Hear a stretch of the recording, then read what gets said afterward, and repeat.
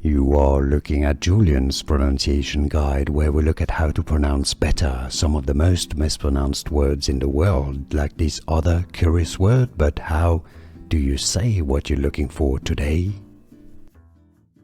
Let's learn how to pronounce the name of the city in Palestine, Palestinian city, the Arabic pronunciation for reference. The way it is pronounced locally is as Rafah, Rafah. Therefore, this is why the pronunciation in English is as Rafah. If you want to learn more confusing names and pronunciation, skip until the end of the video. Stay tuned to the channel.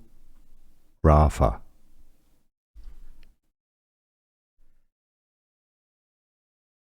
Let's learn how to pronounce the name of the city in Palestine, Palestinian city, the Arabic pronunciation for reference. The way it is pronounced locally is as Rafah, Rafah. Therefore, this is why the pronunciation in English is as Rafah. If you want to learn more confusing names and pronunciation, skip until the end of the video. Stay tuned to the channel. Rafah.